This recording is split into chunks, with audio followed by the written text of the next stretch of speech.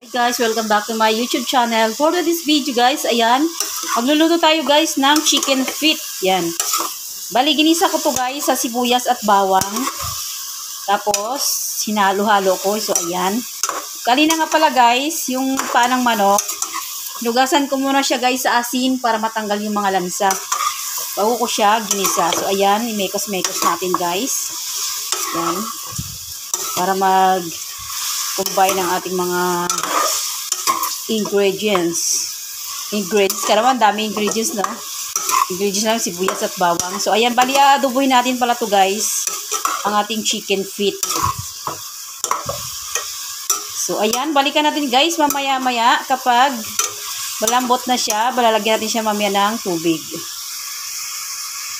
So, ayan guys, naglagay lang ako dito ng tubig para lumambot siya. Ayan.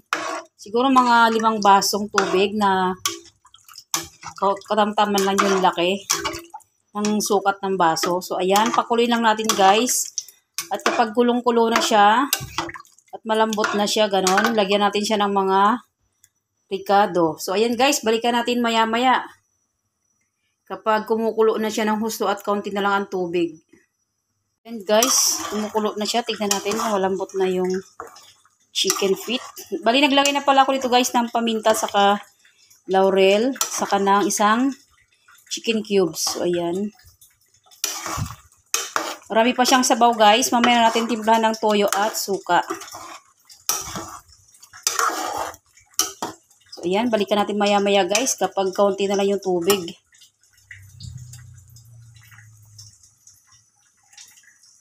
Guys, nilagyan ko na siya ng suka at saka toyo. Ayan, titignan natin kung okay na siya. So, ayan guys, malambot na siya. Ayan, yung iba nagkakalas-kalas na sa kanilang mga buto-buto. So, ayan guys, luto na ang ating adobong chicken feet or adobong paa ng manok. So, ayan guys. Luto na siya. Mamaya-maya guys, patayin na rin natin to. Tingnan natin kung luto na to.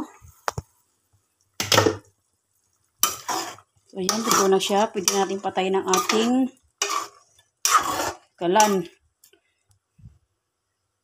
So, yun lang guys. Thanks for watching. Please like, comment, and share. And subscribe. God bless us all.